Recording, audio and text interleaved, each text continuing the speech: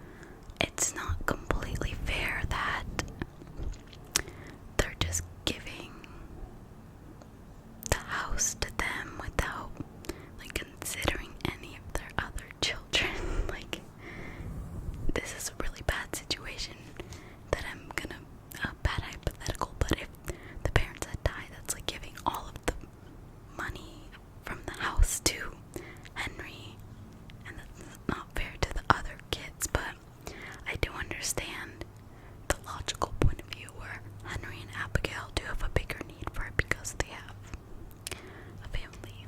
But that was story number 2. Let me know what you think about the stories, if you want to, who you think is in the wrong. Okay, I think I'm going to do soft spoken for the last 2 stories because I am kind of like winded or not winded, but like it's hard to whisper for that long. So we're gonna try these soft spoken. So this one is called Am I the A-hole for refusing to pay for my sister's college in full? My parents paid for my degree out of college, which I was happy about. The cost was about $37,000. I was able to save up for a house, and now 4 years out of school, I was able to buy my own condo, and my boyfriend and I are planning to get married, so I've been saving for that. I now have a healthy nest egg and am saving and investing along with that. I don't know what a nest egg is. Then last month they told me I have to pay for my sister's schooling, which was $62,000. I don't think it's fair because they only gave me $37,000 for my schooling and never told them I had to pay them back or pay for my sister at all.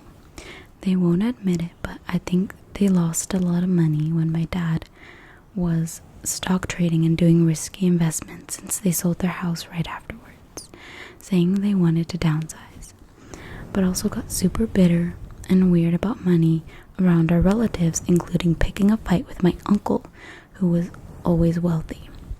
No one would tell my sister or I what the fight was about, but now I assume it's because my parents lost most of their money and my uncle is angry and wouldn't help. All my cousins had their tuitions paid, so it's embarrassing that my sister wouldn't as well, which is why my parents are insisting that I pay for it.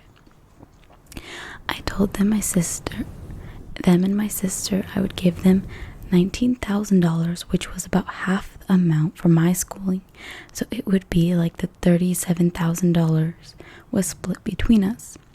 They argued with me that I should be paying for her full schooling as my parents did for me, but I don't think it's fair, as I'd rather have $37,000 in debt to deal with rather than $62,000 in debt, especially when this was sprung up on me. I told them to either take the $19,000 as half my tuition payment, or I wasn't going to discuss this with them. I just realized, pause for a second, my voice is like kind of sore because I was kind of yelling yesterday, so if you can tell, that's why I sound kind of hoarse. Okay. They then called my boyfriend to accuse him of influencing me to be greedy with my own family when I should be paying for my sister's full tuition amount. I was furious and told them they accepted the $19,000 and agreed to never bring up my sister's loan with me again, or I wouldn't have anything to do with this anymore and wouldn't invite them to my wedding. My mom yelled at me and told me I was an embarrassment to the family. My sister came back alone and told me she would take the $19,000 and have it be enough. I told her she had to tell them in front of my parents that she would accept the $19,000, and she retracted what she said, saying she wasn't going to do that. I know she's hoping I give her the money if my parents put enough pressure on me.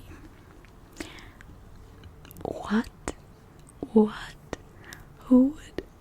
No.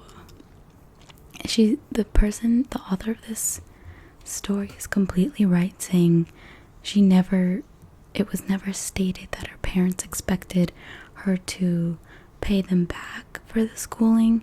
So now when they're demanding that they do it, but like basically double the cost, it just doesn't make sense. That's just very rude. They were obviously irresponsible with their money, and it's unfair to do that. That just doesn't make sense. So I definitely do not think the author is the a-hole.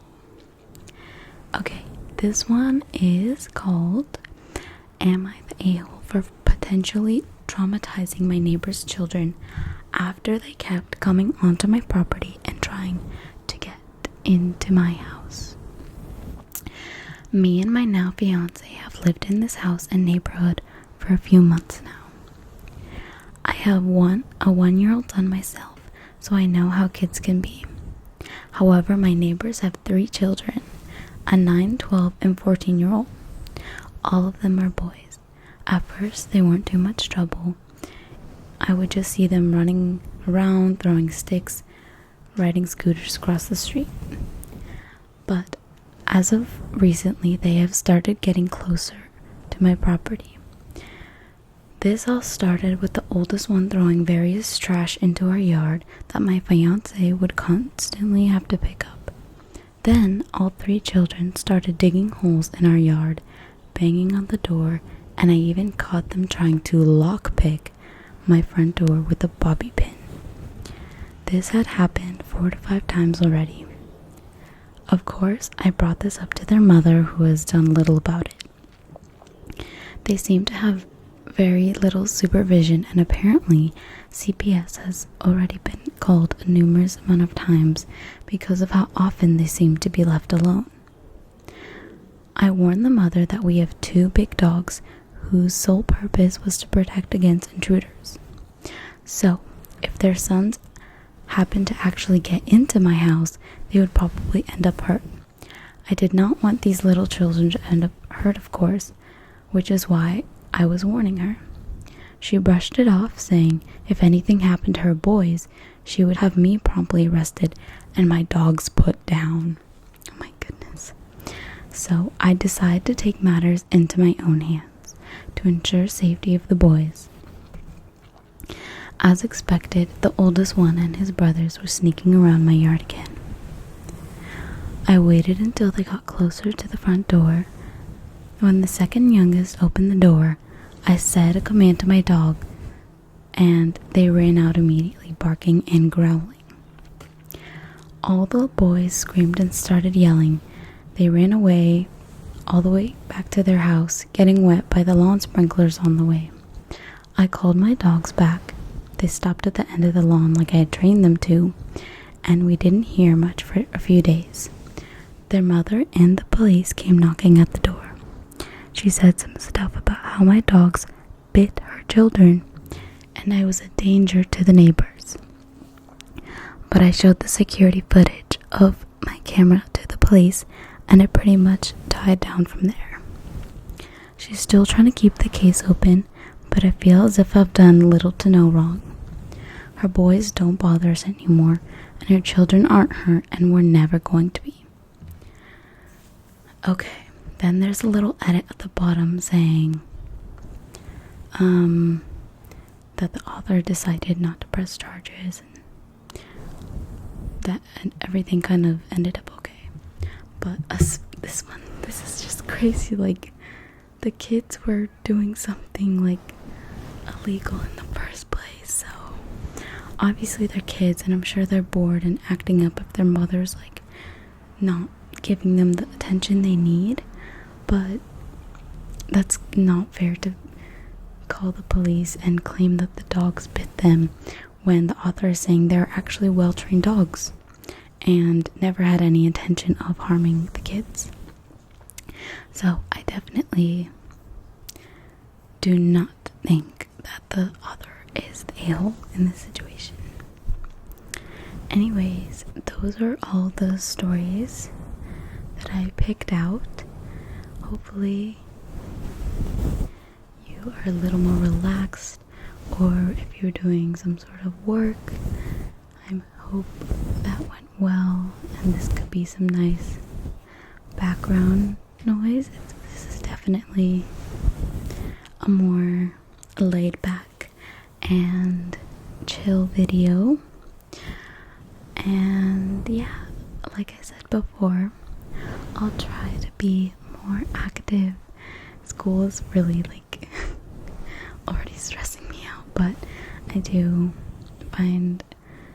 always will find time to make videos because I truly love doing that, and it's my kind of way of relaxing as well. So I hope you have an amazing day or night, and I love you.